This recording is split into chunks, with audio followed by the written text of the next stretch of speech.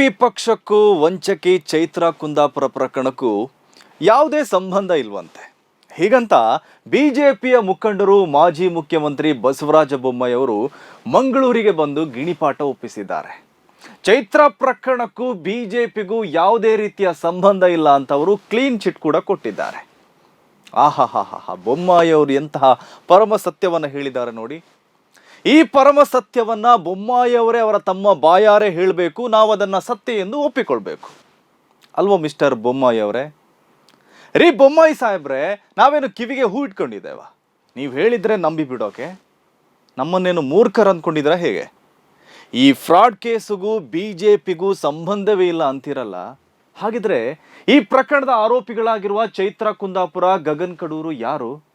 ನಿಮ್ಮ ಪಕ್ಷದವರಲ್ವಾ? ಆ ವಂಚಕರನ್ನ ಬೇಕಿದ್ರೆ ಬಿಡೋಣ.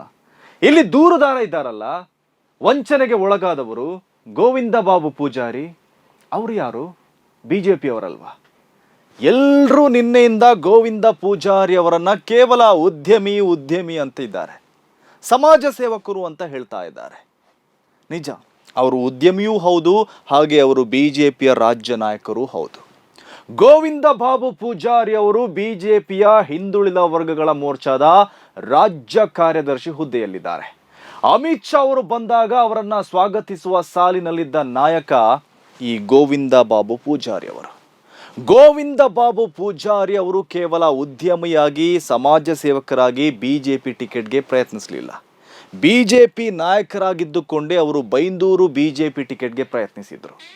ಅದು ಕೂಡ ಬಿಜೆಪಿಯವರೇ ಆದ ಚೈತ್ರಾ ಕುಂದಾಪುರ ಮತ್ತು ಗಗನ್ ಕಡೂರ್ ಮೂಲಕ, ಬಿಜೆಪಿಯ ಹಿತೈಷಿಯಾಗಿರುವ ಸ್ವಾಮೀಜಿಯೊಬ್ಬರ ಮೂಲಕ ಪ್ರಯತ್ನ ಪಟ್ಟಿದ್ರು. ಕೊನೆಗೆ ಮೋಸ ಕೂಡ ಹೋಗಿದ್ರು.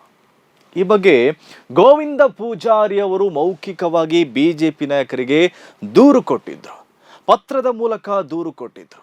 ಬಿಜೆಪಿಗೂ ಇದಕ್ಕೂ ಸಂಬಂಧ ಇಲ್ಲ ಅಂದಿದ್ರೆ ಅವ್ರು ಯಾಕೆ ದೂರು ಕೊಡ್ತಾ ಇದ್ರು? ಹೀಗಿರುವಾಗ ಪ್ರಕರಣಕ್ಕೂ ಬಿಜೆಪಿಗೂ ಸಂಬಂಧವಿಲ್ಲ ಅಂದ್ರೆ ಹೇಗೆ? ಅವರೇನು ಕಾಂಗ್ರೆಸ್ ಟಿಕೆಟ್ ಗಿಟ್ಟಿಸ್ಕೊಳ್ಳೋಕೆ ಹಣ ಕೊಟ್ಟಿದ್ದ ಅಲ್ವಲ್ಲ? ರಾಜ್ಯ ಬಿಜೆಪಿ ನಾಯಕನೊಬ್ಬ ಬಿಜೆಪಿಯಲ್ಲಿ ಪ್ರಭಾವಿಯಾಗಿರೋ ಜನರನ್ನ ಹಿಡಿದುಕೊಂಡು ಬಿಜೆಪಿ ಟಿಕೆಟ್ಗಾಗಿ 5 ಕೋಟಿ ರೂಪಾಯಿ ಹಣ ಕಳೆದುಕೊಂಡಿರುವಾಗ ಅದಕ್ಕೂ ಬಿಜೆಪಿಗೂ ಯಾವುದೇ ಸಂಬಂಧ ಇಲ್ಲ ಎಂದು ಯಾರಾದರೂ ಹೇಳಿದರೆ ಅದನ್ನು ಒಪ್ಪಲು ಸಾಧ್ಯವೇ ಇಲ್ಲ. ಬೊಮ್ಮಾಯಿ ಅಲ್ಲ, ಮೋದಿ, ಅಮಿತ್ ಶಾ ಅವರೇ ಬಂದು ಹೇಳಿದ್ರು ಅದನ್ನು ಒಪ್ಪಿಕೊಳ್ಳೋಕೆ ಆಗಲ್ಲ. ಯಾರು ಏನೇ ಹೇಳಿದ್ರು ಈ ಪ್ರಕರಣಕ್ಕೂ ಬಿಜೆಪಿಗೂ ಸಂಬಂಧ ಇದೆ ಎಂಬುದು ಆಕಾಶ ಸೂರ್ಯ ಇರುವಷ್ಟೇ ಸತ್ಯ. ಇನ್ನು ಈ ಪ್ರಕರಣದಲ್ಲಿ ಭಾಗಿಯಾದವರನ್ನು ನೋಡಿದರೆ ಗೊತ್ತಾಗತ್ತೆ ಇದು ಬಿಜೆಪಿಗೆ ಸಂಬಂಧ ಇರುವ ಪ್ರಕರಣ ಅಂತ. ಕೇಸ್ನ A1 ಆರೋಪಿಗೆ ಬರೋಣ. ಚೈತ್ರಾ ಕುಂದಾಪುರ, ಆಕೆ ಕುಂದಾಪುರದ ABVPಯ ಪ್ರಾಡಕ್ಟ್. RSSನ ವಿದ್ಯಾರ್ಥಿ ಸಂಘಟನೆಯಾಗಿರುವ ABVPಯಿಂದ ಬಂದವರು ಬಿಜೆಪಿಗರೇ ಆಗಿರ್ತಾರೆ. ಅವಳು ಕೂಡ ಬಿಜೆಪಿ ಅವಳೇ. ಆಕೆ ಬಿಜೆಪಿ ಅವಳಾಗಿದ್ರಿಂದಲೇ ಬಿಜೆಪಿ ಪರ ಪ್ರಚಾರ ಮಾಡ್ತಾ ಇದ್ಲು. ಚುನಾವಣೆಯಲ್ಲೂ ಬಿಜೆಪಿ ಪರ ಕ್ಯಾಂಪೇನ್ ಮಾಡ್ತಾ ಇದ್ಲು. 2018ರಲ್ಲಿ ಗಂಗಾವತಿಯಲ್ಲಿ ಚೈತ್ರಾ ವರ್ಸಸ್ ಕಾಂಗ್ರೆಸ್ ಫೈಟ್ ನಡೀತಲ್ವಾ, ಅವಳ ದ್ವೇಷ ಭಾಷಣದಿಂದಲೇ ಅಲ್ಲಿ ಬಿಜೆಪಿ ಗೆದ್ದಿದ್ದು. ಇಷ್ಟೆಲ್ಲ ಆದಮೇಲೆ ಅವಳಿಗೂ ಬಿಜೆಪಿಗೂ ಸಂಬಂಧ ಇಲ್ಲ ಅಂದ್ಬಿಟ್ರೆ ನಾವು ನಂಬೇಕಾ? No doubt, Chaitra Kundapura BJP ಅವಳೇ.